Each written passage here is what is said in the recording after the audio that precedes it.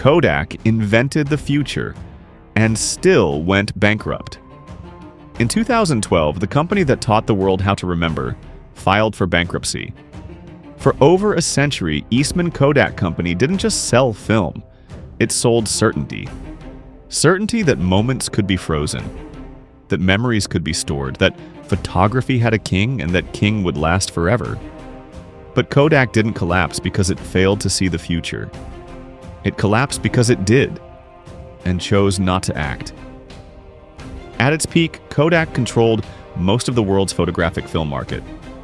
Its logo sat inside homes, studios, newspapers, war zones, and wedding halls. If a moment mattered, Kodak was there. The business model was simple, powerful, and dependable. Sell the camera cheap.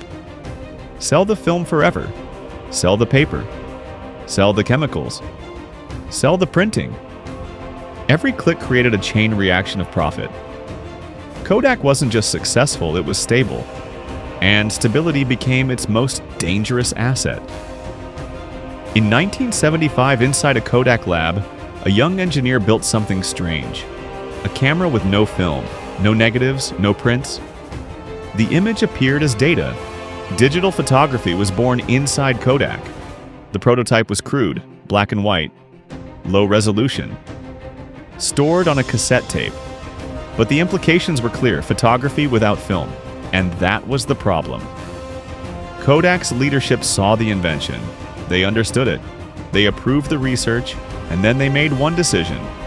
Do not let this replace film. Not now, not publicly, not aggressively. Digital photography threatened Kodak's core profit engine.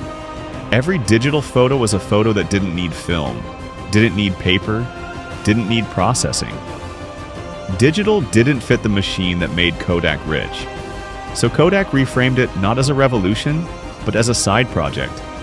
Something to explore carefully, quietly, slowly.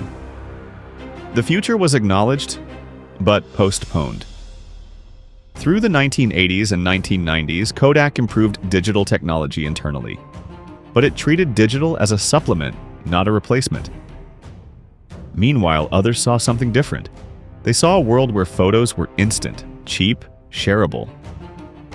Kodak still thought in terms of prints. The world was moving towards screens. By the time digital cameras reached consumers, Kodak entered half-heartedly. It tried to protect film sales while selling digital products, a company attempting to walk in two opposite directions. Then came the tipping point. Digital cameras improved fast. Film sales dropped fast. Printing declined faster. Kodak's advantage became its burden. Factories built for chemicals and paper. Supply chains designed for film rolls. A workforce optimized for an industry that was evaporating.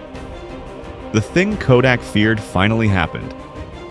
Not because digital photography existed, but because Kodak waited until film collapsed before letting digital matter. By 2012, the company that once defined photography filed for bankruptcy protection.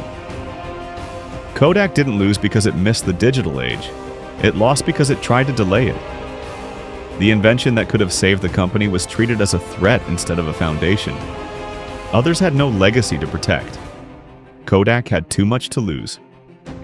Today, Kodak still exists smaller, quieter, transformed. But the question lingers.